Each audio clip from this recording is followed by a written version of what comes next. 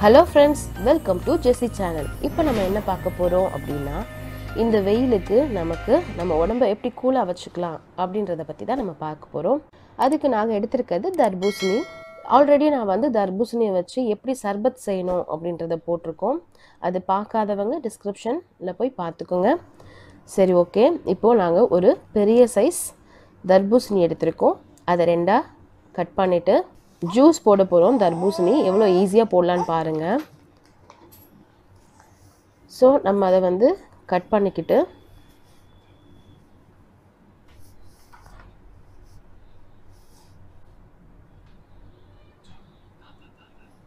அந்த ரெட் கலர்ல இருக்கிறத மட்டும் கட் பண்ணி எடுத்துக்கிறோம்.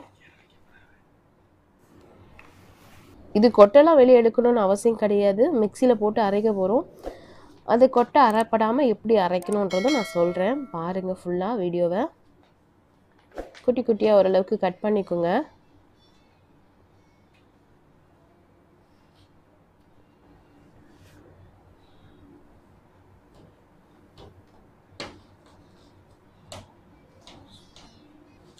பாருங்க நான் வச்சிருக்க பாதி பழத்தை நான் வந்து இந்த மாதிரி ஃபுல்லா கட் பண்ணிக்கிறேன்.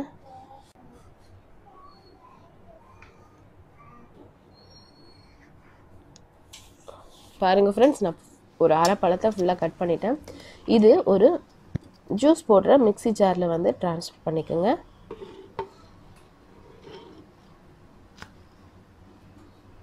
இதை வந்து நம்ம எப்படி அரைக்கணும் அப்படின்னா, நம்மளுடைய மிக்ஸியை ஒரு சுத்தணும்னு சொல்லுவாங்கல்ல, லைட்டாக போட்டுட்டு டக்குன்னு ஆஃப் பண்ணுறது. விட்டு இதை பாருங்க, விட்டு ஆஃப் பண்ணணும். இல்லைனா இன்னொரு ஐடியா என்னன்னா, நம்மளுடைய மிக்ஸியை வந்து ரிவர்ஸில் நம்ம லைட்டாக இப்படி லைட்டாக போட்டு ஆஃப் பண்ணோன்னா இந்த மாதிரி நமக்கு ஈஸியாக வந்துடும்.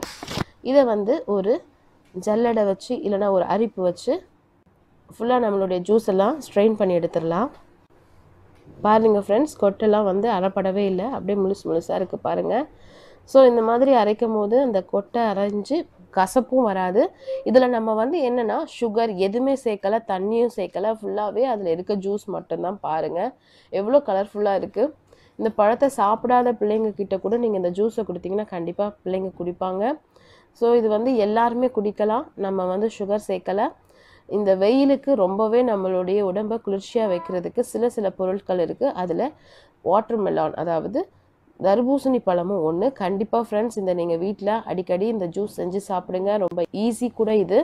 இது வந்து குழந்தைங்களுக்கு மட்டும் இல்லை, பெரியவங்க வரைக்கும் நல்லாவே சாப்பிடலாம். இந்த வெயிலுக்கு நம்ம உடம்பை எப்படி குளிர்ச்சியாக வச்சுக்கலாம் அப்படின்றதுக்கு இந்த ஒரு பழமும் வந்து நமக்கு ரொம்ப யூஸ் பண்ணுது. நல்லா குளிர்ச்சியாக வச்சுக்கலாம் இதை சாப்பிட நமக்கு. ஸோ கண்டிப்பாக ஃப்ரெண்ட்ஸ் நீங்கள் இதை ட்ரை பண்ணி பார்த்துட்டு எங்களுக்கு கமெண்ட் பண்ணுங்கள். உங்கள் ஃப்ரெண்ட்ஸ்க்கு எல்லாத்துக்கும் ஷேர் பண்ணுங்கள். இன்னும் நீங்கள் சப்ஸ்கிரைப் பண்ணாமல் இருந்தீங்கன்னா சப்ஸ்கிரைப் பண்ணுங்கள்.